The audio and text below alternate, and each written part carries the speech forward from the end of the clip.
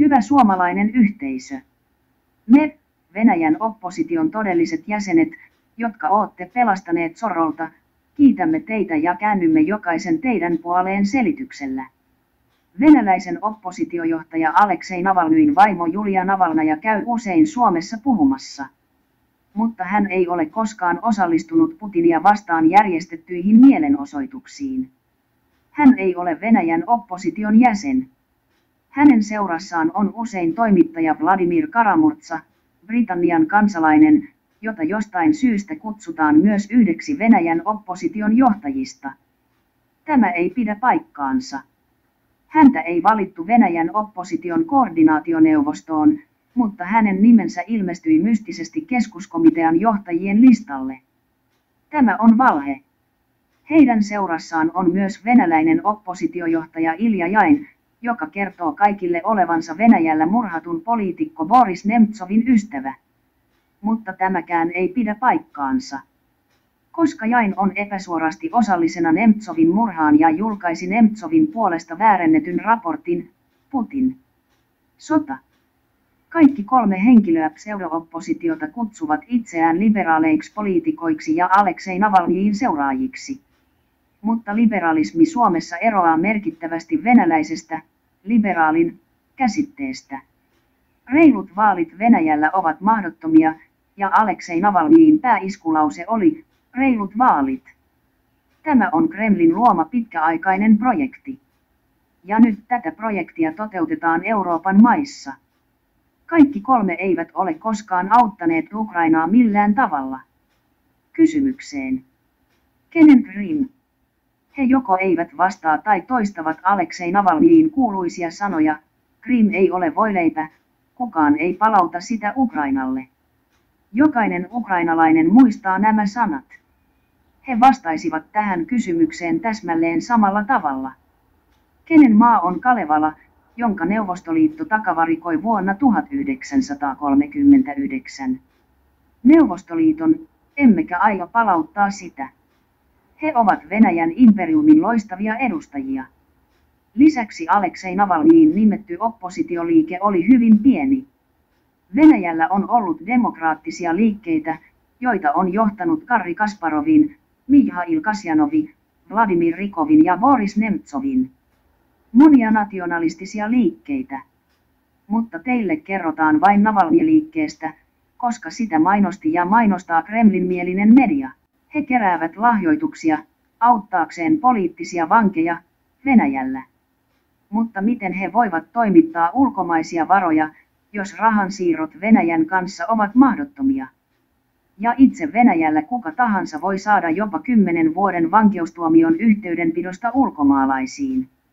Myös käteisen kantaminen rajan yli enintään 300 euroon asti on Venäjän lain mukaan kielletty. He järjestävät kokouksia, joissa he kirjoittavat kirjeitä vankiloissa oleville poliittisille vangeille. Mutta yhteyksistä ulkomaalaisiin vanki voi saada valtavia tuomioita. Vankilan vartijat lukevat jokaisen kirjeen, jopa vankien sukulaisten kirjeet. Vankiloissa on tiukka sensuuri. Sellainen on järjestelmä Venäjällä. FSB tunnistaa eurooppalaisten lähettäjien osoitteet ja tulevaisuudessa he voivat vahingoittaa näitä ihmisiä. Nämä pseudo-oppositiot johtavat teitä jatkuvasti harhaan. Mikä pahempaa, Aleksei Navalny tukee radikaaleja nationalisteja ja on Dzakhar Prilepinin ystävä. Jokainen ukrainalainen tietää, kuka Dzakhar Prilepin on. Tämä mies vaati kaikkien ukrainalaisten lasten murhaamista, jotta ukrainalaiset kansakuntana katoaisivat ikuisiksi ajoiksi. Hän taisteli Itä-Ukrainassa vuodesta 2014 lähtien, kuten muutkin Navalnyin kannattajat, tappaen ukrainalaisia. Vastustat ja sanot, että Aleksei Navalny tapettiin Venäjän vankilassa. Ymmärtääksesi tilanteen kyynisyyden sinun on kuitenkin ymmärrettävä, että olet kasvanut demokraattisessa yhteiskunnassa. Ja Venäjällä on epäinhimillinen hallinto, kannibaalien hallinto. Ja Putinin hallinto tappoi Aleksei Navalnyin, jotta joukko vakoojia voisi soluttautua Eurooppaan Aleksei Navalnyin kannattajien varjolla. Kreml tarvitsi pyhän uhrin. Tätä kutsutaan Putinin monivaiheiseksi strategiaksi, tämä on viipivä laajentuminen Euroopan kansalaisyhteiskunnan horjuttamiseksi. Tämä on osa Kremlin hybridisotaa. Eilen talousfoorumissa Vladimir Putin sanoi, missä venäläiset ovat, siellä on Venäjä. Ja he merkitsevät alueensa monumenteillaan. Miksi Helsinki tarvitsee penkin Aleksei Navalnyin nimellä? Mitä hän on tehnyt Suomen tai maailman hyväksi? Ei mitään. Heidän tarvitsee vain merkitä läänitysalueensa alue. Aivan kuten eläimet merkitsevät aluettaan. Kyllä, Venäjä valmistautuu hyökkäämään Eurooppaan ja Suomeen. Ja me näemme SDN.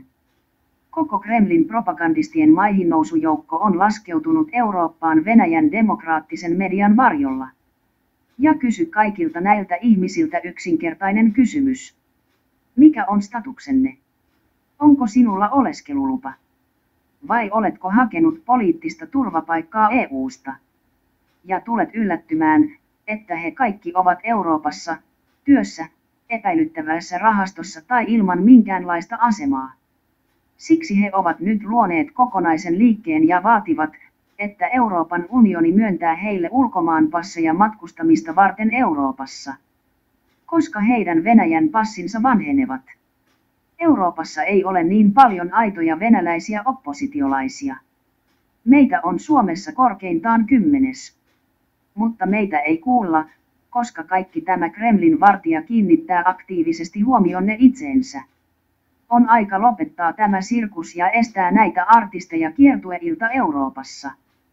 Toivomme, että ymmärrätte kehotuksemme ja saatte poliitikkonne lopettamaan näiden huijareiden isännöinnin. Kiitos.